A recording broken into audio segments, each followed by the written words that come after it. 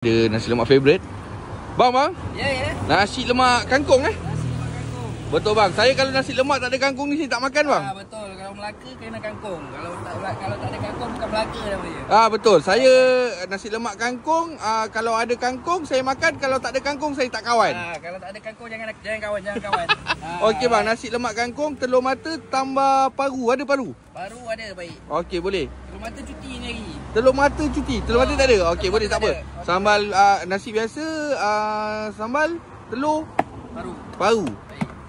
Macam ni berapa bang kira? Nasi lemak RM2, paru RM5, RM7. RM7. Betul. Okey, baik. Nasi lemak kangkung guys. Kau nasi lemak kangkung. Macam ni nasi lemak orang Melaka. Tak ada kangkung, tak kawan.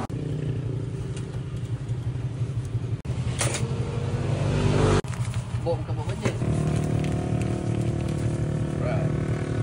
Alright bang, siap. Oh, baik nasi lemak kangkung Daun pisang penting Yes. Ni apa? Lekir nasi lemak kangkung Betul. Berniaga pukul berapa? Rabu sampai hari Ahad dekat Bukit Katil. Lepas subuh sampai habis. Alright, kalau petang kita dekat Taman Desa Duyung. Hari Isnin sampai hari Jumaat pukul 5.30 petang sampai habis 9.30 malam. Alright. Jadi datang malam kita ada special, kita ada ayam goreng holik guys. Jadi datang petang 5.30 sampai habis. Hari Isnin sampai hari Jumaat, Sabtu Ahad cuti. Alright. Okey, baik, mantap. Baik. Nasi lemak kangkung dekat dengan kolam pancing ikan Bukit Katil, Melaka.